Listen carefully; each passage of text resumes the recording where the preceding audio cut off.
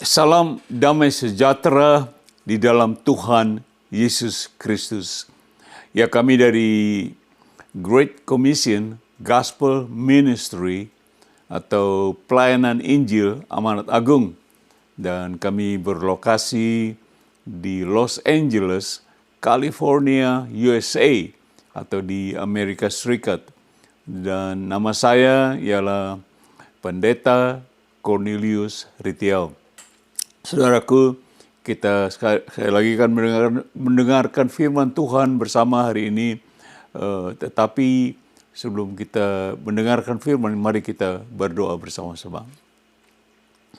Bapa dalam surga, terima kasih atas hari ini, hari yang baru yang Kau berikan kepada kami. Tolong berikan kami roh yang baru dan juga hati yang baru. Ya Bapa, tolong hamba akan berbicara tentang firman-Mu. Roh Kudus, tolong hamba berbicaralah melalui mulut hamba, supaya semua yang hamba katakan menjadi kemuliaan bagi Bapa di surga, bagi Tuhan di surga. Ya Bapa, ampuni segala dosa dan salah hamba. Di dalam nama Tuhan Yesus Kristus, hamba telah berdoa. Dan kita katakan, Amin. Amin. Ya, saudaraku, seperti biasa, saya ada beberapa note. Sebelum kita mulai, notnya seperti ini. Seperti yang kita ketahui bahwa sekembar-kembarnya dua orang kembar atau anak kembar, tetapi masih dapat dibedakan. Nah, bagaimana bedakannya? Yaitu dengan mengecek sidik jari mereka. Kalau dicek sidik jarinya berbeda, walaupun mukanya mirip sekali. Coba note selanjutnya kita baca seperti ini. Walaupun paras muka mereka seperti setali dua uang atau pinang dibelah dua, tetapi sidik jari mereka sangat berbeda. Itulah manusia. Note selanjutnya saya taruh seperti ini. Demikian juga orang-orang Kristen. Walaupun kelihatannya sama, ya, tetapi mereka masih dapat dibedakan. Yaitu bisa dibedakan melalui apa, saudaraku? Perbuatan-perbuatan dari iman mereka. Kelihatan, oh ini Kristen apa bukan gitu ya. Nah selanjutnya saya taruh seperti ini. Kalau ada banyak nabi-nabi dan guru-guru palsu di akhir zaman ini, artinya mereka yang menyamar ke dalam gereja, menyamar menjadi orang Kristen, pasti juga ada jemaat Kristus yang asli dan yang palsu. Sekali kalau nabi-nabi guru palsu, ada juga orang-orang Kristen yang sungguh-sungguh asli dan palsu. Dan dengan itu mari kita lihat judulnya. Judulnya berkata, Kristen asli dan palsu. Real and false Christian. Ya, kita akan lihat note sebelum saya masuk. Adalah poin nomor 1 maksud saya. Yaitu poin nomor 1, Kristen asli. Kita akan melihat Kristen asli, real Christian. Dan notnya saya taruh sebelum ayatnya, notnya berkata seperti ini. Orang Kristen asli adalah dia yang oleh karena kasih karunia atau anugerah Allah diselamatkan oleh iman.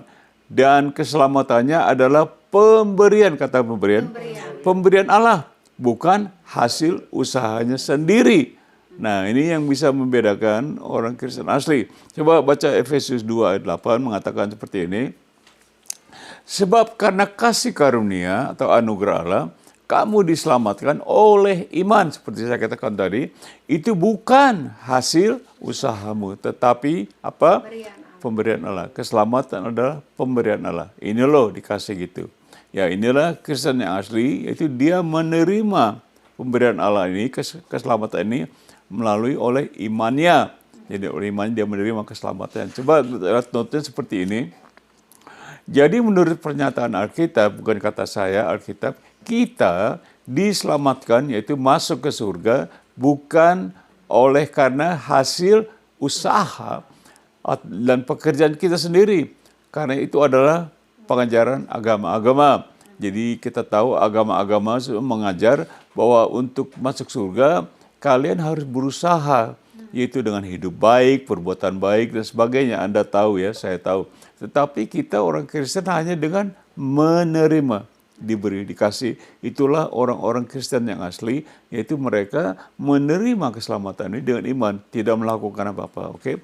ya kelihatannya segitu mudah, memang segitu mudah, tapi dengan iman, saudaraku. Coba Ibrani 11 ayat 6 ini iman. Tetapi tanpa iman tidak mungkin orang berkenan, artinya tidak diterima atau layak kepada Allah. Jadi boleh saya katakan tanpa iman, pelayanan, ibadah, sekolah, Alkitab kita, bahkan keselamatan kita tidak berkenan kepada Allah. Tanpa iman, Alkitab mengatakan. Jadi walaupun saudara berusaha apapun juga untuk masuk surga, untuk menjadi seorang beragama yang baik, tetapi tanpa iman itu tidak berkenan, tidak layak diterima oleh Allah. Coba kita baca Roma 10 ayat 9-10. Ini adalah keselamatan, yaitu hasil oleh iman. Alkitab mengatakan, sebab jika kamu mengaku dengan mulutmu, yaitu mulut sendiri, bukan mulut papa, bukan mulut mama, opa, oma, dan bukan mulut pendeta, tapi mulutmu sendiri bahwa Yesus adalah Tuhan dan percaya di mana? Dalam hatimu, bukan hati orang lain, bukan siapa pun, papa, mama, dan sebagainya. Percaya dalam hatimu bahwa Allah telah membangkitkan dia, yaitu Yesus, dari antara orang mati, maka apa? Kamu akan diselamatkan. Jadi ngaku dengan mulut, percaya dalam hati sendiri. Nah, ini orang Kristen yang asli berbuat begitu, saudaraku. Jadi dia mengaku dengan mulut sendiri, percaya dalam hati bahwa Yesus telah dibangkitkan Allah dan kita diselamatkan. Ini semua adalah oleh iman. Inilah Kristen asli. Kita baca selanjutnya ayat 10-nya. Karena dengan hati orang percaya kepada Yesus dan dibenarkan, dan dengan mulut orang mengaku dan diselamatkan. Nah, itulah orang Kristen. Percaya dan mengaku ini adalah secara pribadi, seperti kata-kata secara pribadi. Kita bukan agama, kita Kristen bukan agama. Secara pribadi, hubungan pribadi dengan Tuhan Yesus. Yohanes 3 ayat 5 dan 7 ini orang Kristen asli, yaitu orang-orang yang seperti ini. Ini percakapan antara Yesus dan Nikodemus. Jawab Yesus itu kepada Nikodemus, aku berkata kepadamu, itu Nikodemus, sesungguhnya jika seorang tidak dilahirkan dari air dan roh, ia tidak dapat masuk ke dalam kerajaan Allah. Dari air adalah lambang dari firman Tuhan. Roh ini adalah Roh Kudus. Jadi ini jelas Tuhan Yesus berbicara kepada Nikodemus, kamu tidak dilahirkan dalam air dan roh, tidak akan masuk ke dalam kerajaan Allah. Coba kita ayat 7-nya. Ayat 7-nya mengatakan, Tuhan Yesus yang berbicara, janganlah engkau, atau Nikodemus, heran. Jangan heran Nikodemus. Karena Nikodemus sudah berumur, saudaraku. Bukan bayi. Sekali lagi saya katakan, Nikodemus bukan seorang bayi, baru lahir. Sudah berumur. Kata Yesus kepada Nikodemus, aku berkata kepadamu, kamu harus dilahirkan kembali. Karena kalau tidak kembali tidak masuk ke dalam kerajaan Allah. Coba saya tahu notnya seperti ini.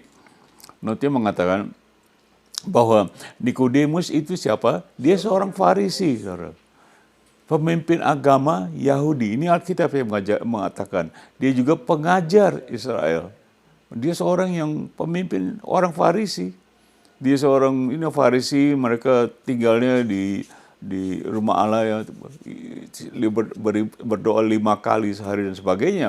Dia pengajar, pemimpin bangsa Israel, agama Israel.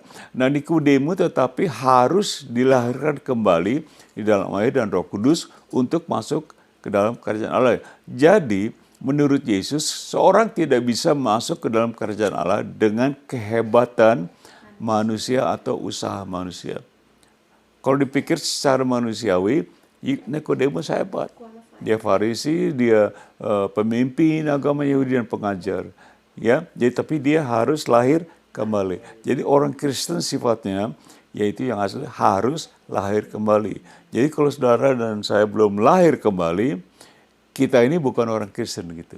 Coba kita poin nomor 2, nanti kita lihat. Poin nomor 2 mengatakan, jadi bagaimana caranya menjadi orang Kristen yang asli, saudaraku. Orang Kristen yang asli harus bertobat dan menerima Yesus. Repent and receive Jesus. Amen. Coba kita baca Lukas 5 ayat 32. Ini Tuhan Yesus yang berkata, bukan saya. Aku, yaitu Yesus, datang bukan untuk memanggil orang benar, tetapi orang apa? Berdosa supaya mereka apa? Bertobat.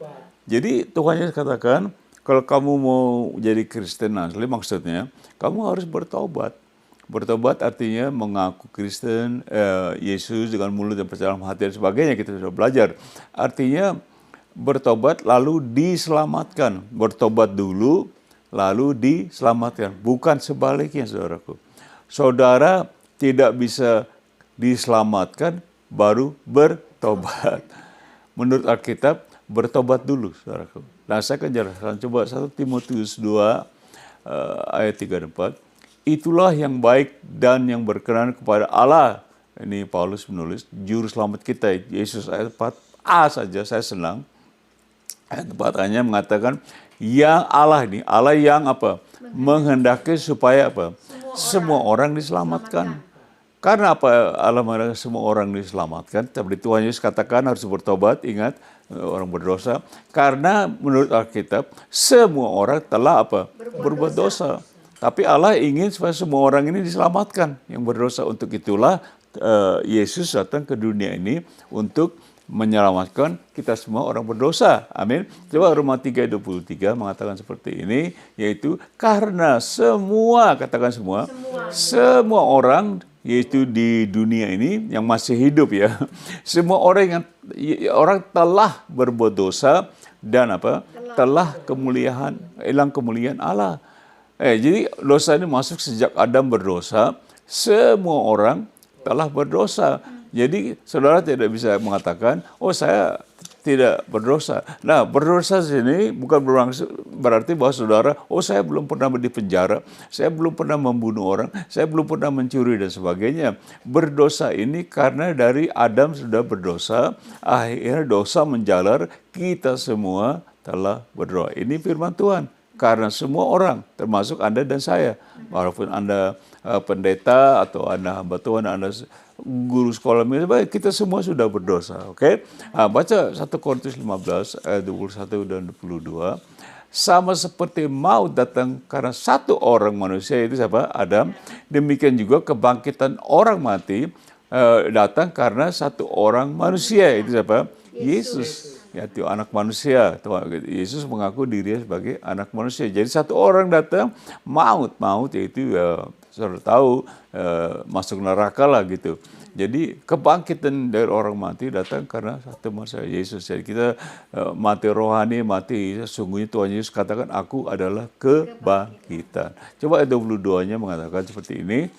Karena sama seperti semua orang mati dalam persekutuan dengan Adam, karena dosa, upah dosa ialah maut. Demikian pula semua orang akan dihidupkan kembali dalam persekutuan dengan Kristus. Jadi firman Tuhan jelas, orang Kristen yang asli yaitu orang yang percaya Tuhan Yesus, menerima, bukan melakukan segala sesuatu dulu baru diselamatkan, tetapi dengan iman diberikan dia menerima Tuhan Yesus dan dia akan nanti suatu kali akan dibangkitkan walaupun kita sudah mati. Jadi kita diperlukan apa? Pertobatan. Tanpa pertobatan, saudara dan saya tidak bisa masuk surga menurut Alkitab.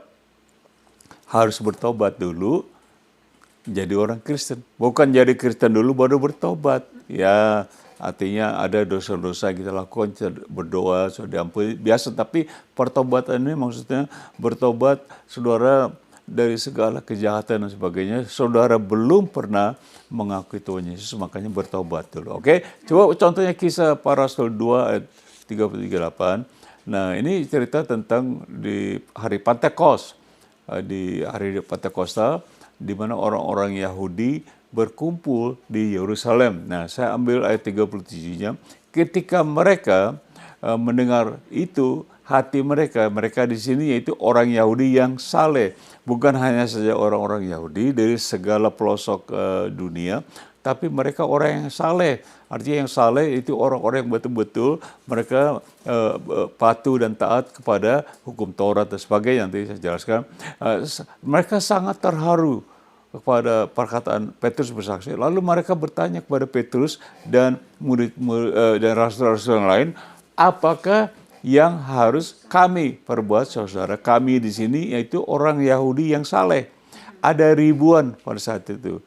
Paling 5.000 lebih lah gitu. Pokoknya ribuan berkumpul di Yerusalem. Berkata, apa yang kami harus perbuatan? Bertanya Petrus. Nah, 38 Petrus menjawab. Jawab Petrus kepada mereka, apa? Bertobat. Ingat Tuhan Yesus katakan bertobat.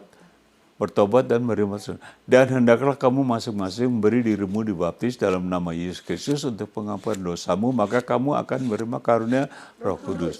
Nah, orang-orang yang saleh, Yahudi yang saleh harus bertobat. Nah, orang berpikir, masa orang Yahudi kan mereka saleh, mereka patuh hukum Taurat, tapi tetap menurut Alkitab mereka harus bertobat. Artinya bertobat seperti saya katakan tadi, belum pernah menerima Tuhan Yesus, bertobat dari dosa menerima Tuhan Yesus. Itu artinya bertobat. Coba notes saya taruh seperti ini. Yaitu pertanyaannya ialah, jikalau orang-orang Yahudi yang saleh nih, orang-orang yang betul-betul apa kita baca, Yahudi yang salah atau orang yang sangat patuh dan sungguh-sungguh percaya kepada hukum Taurat harus bertobat. Bagaimana dengan kita orang-orang non-Yahudi? Apakah kita juga harus bertobat? Nah, ini orang Yahudi yang saleh yang patuh hukum Taurat, makanya mereka berkumpul di Yerusalem. Mereka harus bertobat. Nah, Petrus itu juga orang Yahudi. Jadi dia mengatakan kepada bangsanya, sukunya, kamu harus bertobat. Petrus bukan orang Indonesia. Orang Yahudi mengatakan kepada orang Yahudi, karena apa? Karena Petrus tahu bertobat. Dan orang Yahudi harus bertobat. Berarti kita juga ini orang Indonesia harus bertobat untuk diselamatkan. Nah, kita sedang pelajari orang Kristen yang asli tadi. Mereka orang yang bertobat. Mereka menerima keselamatan bukan karena melakukan, tapi menerima oleh iman. Coba poin 3 kita dengan cepat mengatakan, ini Kristen palsu, false Christian. Tapi saya katakan tadi, Kristen palsu itu kalau kita ada nabi-nabi dan guru-guru palsu dalam gereja, guru-guru palsu masuk dalam gereja, berarti ada orang Kristen juga yang palsu. Tidak semua orang Kristen sungguh-sungguh orang Kristen dalam gereja, dalam kumpulan ibadah, kumpulan apa saja. Tidak semua itu orang Kristen itu asli. Coba kita lihat note-nya seperti ini. Kristen palsu ialah orang-orang yang percaya bahwa apa? Keselamatan itu adalah atas apa? Usaha mereka sih. Ini orang Kristen, mereka masih berpikir, wah saya ke gereja beribadah, bahkan melayani, kasih perpuluhan dan sebagainya, supaya saya diselamatkan. Itu orang Kristen yang palsu. Karena firman Tuhan jelas mengatakan tadi, bukan usaha kita. Pemberian Allah keselamatan. Coba contoh, sekali lagi kita baca Efesus, tadi kita sudah baca, saya ingatkan lagi. Nah, sebab karena kasih karunia kamu diselamatkan oleh iman. Itu bukan. Itu apa? Bukan hasil usahamu, tetapi pemberian Allah. Ayat 9a-nya tadi kita sudah baca, kita ulangi. Itu bukan, kata bukan, 2 kali diulangi. Bukan hasil pekerjaanmu. Saudara boleh berbuat segala sesuatu, segala macam apapun, pelayanan, seperti saya katakan, ibadah, segalanya. Tapi saudara tidak pernah menerima keselamatan ini dengan melalui iman. Saudara belum menjadi orang Kristen dan belum diselamatkan. Walaupun Anda ada di dalam gereja, bergereja dan sebagainya. Oke? Ya, kisah para Rasul 15:1, kenapa harus menerima Yesus? Katakan, beberapa orang datang dari Yudea ke Antioquia dan mengajarkan, orang datang mengajar kepada saudara-saudara situ. Jikalau kamu tidak disunat, ini saudara maksudnya orang-orang Kristen Yahudi gitu. Jika kamu tidak, katakan tidak. Jika kamu tidak disunat, menurut adat istiadat yang diwariskan oleh Musa, kamu tidak dapat diselamatkan. Berarti menurut ayat ini mengatakan bahwa kamu harus disunat supaya kamu Selamatkan. ya toh. Nah ini pekerjaan. Jadi kan masuk surga melalui apa? Sunat. Selamatkan. Mereka lantas ayat 2-nya Paulus di Yerusalem, Paulus katakan, tetapi Paulus dan Barnabas dengan keras apa? Melawan. Karena apa? Karena Paulus tahu keselamatan bukan karena disunat. Kira-kira Paulus sudah disunat belum? Dia ahli orang Farisi juga, dia orang Yahudi asli, dia tahu. Jadi dia katakan, nonsens itu. Dia membantah pendapat mereka itu dengan keras. Orang-orang di Yudea ini percaya bahwa keselamatan itu melalui sunat. Paulus bilang, no way, gitu. Bukan. Ya, bukan. Jadi makanya tadi pengajaran Paulus mengatakan, Efesus saya katakan, keselamatan yaitu pemberian Allah dan terima iman dan bukan hasil usaha. Paulus yang menulis itu. Sekarang Paulus bantah. No, bukan karena sunat. Nah ini orang-orang Kristen yang tidak asli, mereka percaya seperti hal-hal ini. Mungkin orang Yahudi disunat, mungkin kita dari agama lain, saya harus bikin ini, bikin itu supaya saya diselamatkan. Jadi ini orang Kristen yang palsu. Masih ada, saudara, di lingkungan gereja, di lingkungan persekutuan, yang masih percaya kalau keselamatan saya harus berbuat sesuatu. Gitu. Coba note kita seperti ini, saya hampir selesai, hanya ada tiga poin hari ini. Saya hampir selesai. Jikalau keselamatan melalui sunat, itu berarti membuat Yesus dan Rasul Paulus sebagai apa? Biggest liar, pendusta terbesar. Tetapi pertanyaannya ialah apakah Yesus itu pendusta besar? Iya kan? Katanya Paulus juga berdusta dong. Paulus dia bohong nih, pendusta. Kalau sunat bisa menyelamatkan. Ya, coba baca Galatia 21. Jadi Paulus mengatakan seperti ini. Sunat itu kan salah satu hukum Taurat ya. Secara hukum Taurat harus dipatuhi. Jadi semua orang Yahudi itu masih kecil disunat gitu. Nah, Paulus mengatakan, ingat, Paulus seorang Farisi, orang Yahudi. Paulus tidak menolak kasih karunia Allah. Sebab sekiranya ada kebenaran oleh apa? Hukum Taurat. Seperti saya katakan, sunat salah satu tugas dari hukum Taurat. Hukum Taurat, maka sia-sialah kematian Kristus. Nah, yang berkata ini mantan Farisi. Kematian Yesus Kristus sia-sia? Betul? Apakah kematian Yesus sia-sia? Tidak. Paulus katakan kalau ada kebenaran melalui hukum Taurat, Tuhan Yesus mati sia-sia. Nggak ada gunanya buat apa dia mati. Hidup aja dengan hukum Taurat dan kita semua disunat, kita masuk surga. Tapi ternyata menurut Alkitab bukan sunat. Kita harus bertobat dan menerima Tuhan Yesus. Coba kita baca Yohanes 10 ayat 28 mengatakan seperti ini. Ini Tuhan Yesus yang berbicara. Dan aku itu Yesus memberikan. Ingat tadi Paulus katakan keselamatan adalah pemberian. Sekarang Yesus berkata, aku memberikan, katakan memberikan.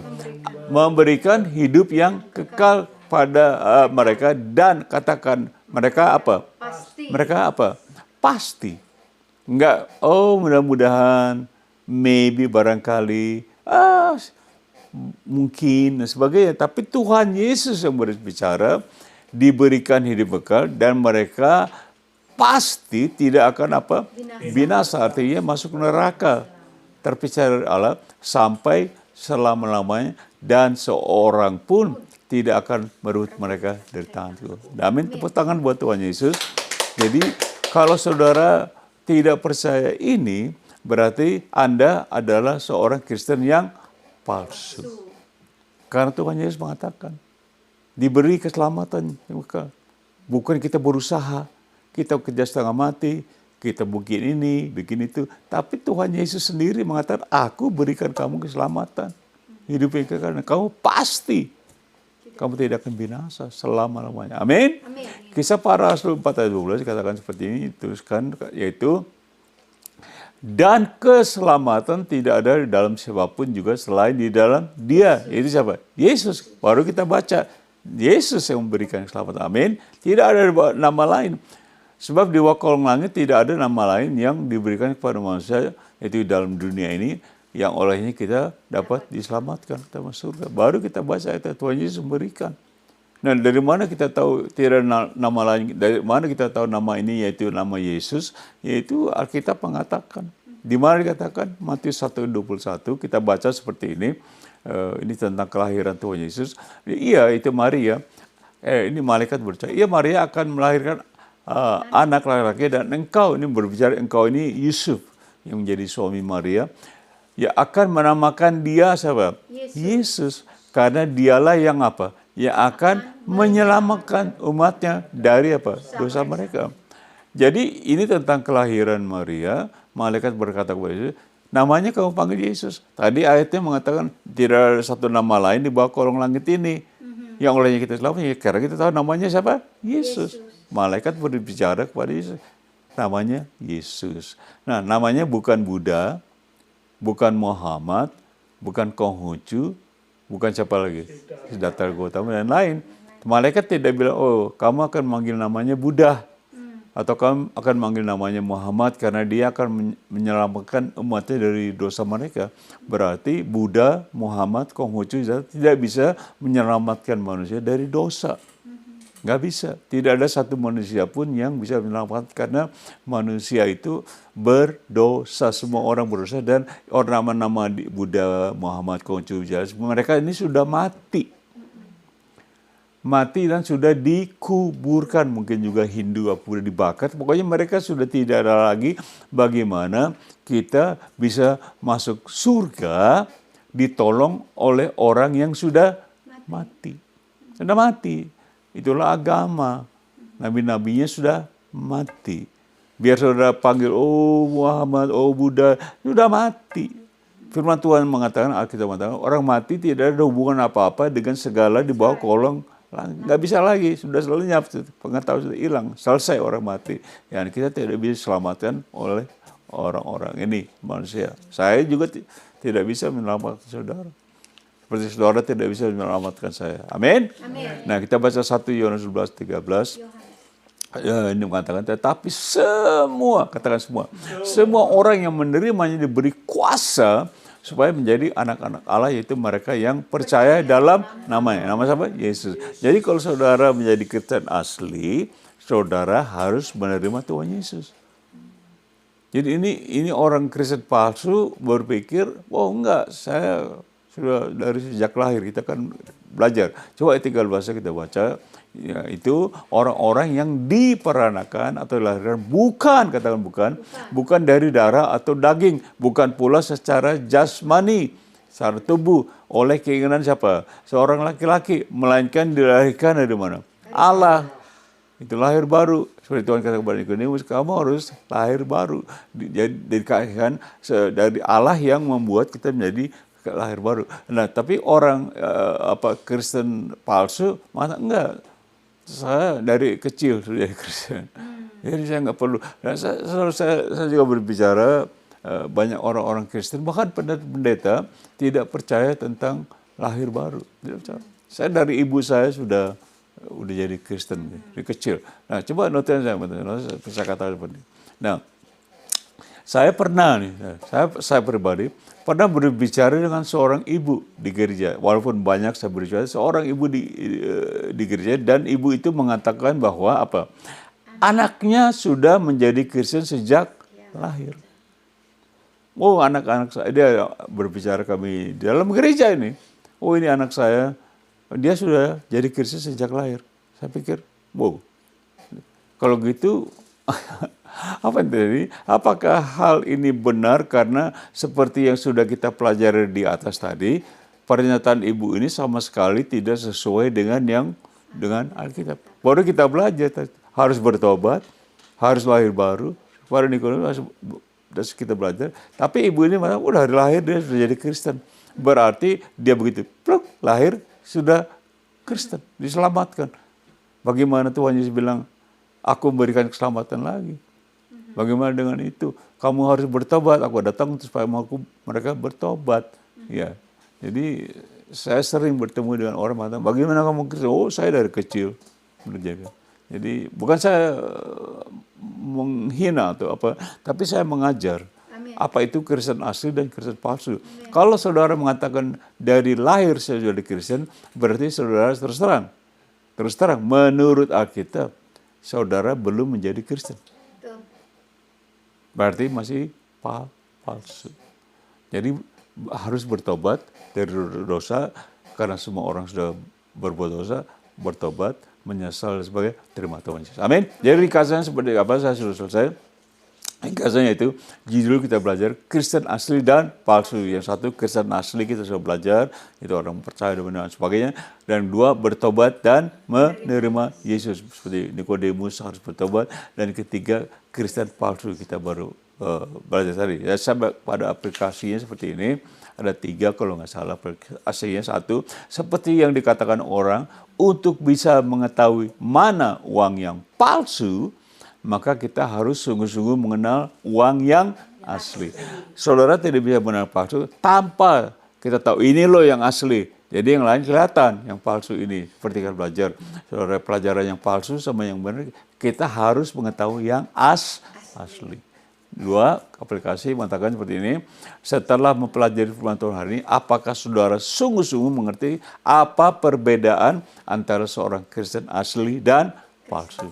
Ya, saya berdoa supaya firman ini mengajar kita supaya kita mengerti ini loh yang asli dan ini loh yang bukan. Walaupun mereka serupa tapi tidak sama. Mereka bergereja, bahwa kita berdoa dan banyak sebagainya. Tapi kita bisa bedakan. Untuk mengetahui mereka palsu, kita tahu yang asli. Nah, pelajaran di atas untuk mempelajari bahwa ini loh yang asli. Orang Kristen saya kasih tahu. Amin. Jadi Anda kesana berbicara dengan orang dalam pelayanan, oh ini belum, ini masih palsu. Amin. Walaupun sudah lahir di keluarga Kristen. Amin. Nah, ketiga, aplikasi mengatakan seperti ini. Jadi pada dasarnya Kristen asli adalah orang yang menerima keselamatan oleh iman atau yakin berapa persen? 100%. Tetapi Kristen palsu adalah orang yang mengatakan keselamatannya apa? Mudah-mudahan, barangkali, atau terserah Tuhan dan sebagainya. Dan saya sebagai seorang penginjil sudah kemana-mana, banyak orang mengatakan seperti ini, oh mudah-mudahan. Nah ini orang Kristen. Ke gereja dan sebagainya, saya tanya, mereka kata, oh mudah-mudahan saya masuk gereja. Atau barangkali, atau terserah Tuhan. Nah, saya tahu ini tidak asli. Karena kita mengenal yang asli. Amin, tepuk tangan dong pelajaran ini. Oke. Jadi sebagai kata penutupnya, saya mengatakan ini, siapakah yang akan masuk surga? Kristen asli atau Kristen palsu? Saudara jawab sendiri, kita sudah belajar. Amin. Amin. Kita akan berdoa dan saya akan, kalau saudara belum yakin menjadi Kristen asli, seperti kita belajar, saya akan bantu. Kita akan berdoa. Bagaimana menjadi Kristen asli? Gampang. Kita berdoa, firman Tuhan mengatakan, kamu percaya mengaku dengan mulut dan percaya dalam hati bahwa Yesus adalah Tuhan dan Dia telah dibangkitkan oleh Bapa. Mari kita berdoa. Ulangi doa saya. Ya Tuhan Yesus. Ya Tuhan. Saya sungguh mengerti sekarang. Apa bedanya Kristen yang asli dan Kristen yang palsu. Saya pikir saya sudah Kristen. Saya sudah lahir di keluarga Kristen. Saya pikir saya sudah sejak lahir menjadi Kristen. Dan saya sudah melayani di gereja dan sebagainya. Tetapi setelah mendengar firman ini, sekarang saya tahu bahwa saya adalah belum menjadi Kristen asli karena saya tidak pernah membuka hati saya menerima Engkau Yesus sebagai Tuhan dan Juru Selamat saya sambil mengaku segala dosa-dosa saya. Terima kasih, ampuni sekali lagi saya.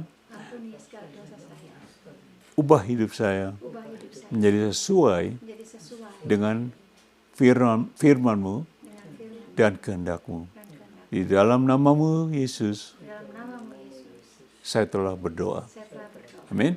Nah, kalau saudara jujur berdoa, saudara hari ini menjadi Kristen asli dan saudara sudah diselamatkan. Dengan itu, kita akan menerima berkat. Mari saya akan berdoa berkat. Angkat tangan kita.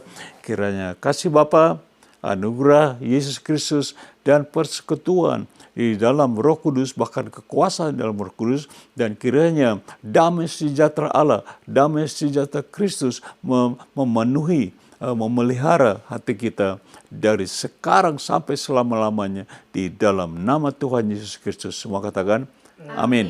Saudaraku, terima kasih. Itulah firman Tuhan hari ini. Kiranya menjadi berkat bagi Anda dan saya. Sampai kita berjumpa kali. God bless you. Shalom.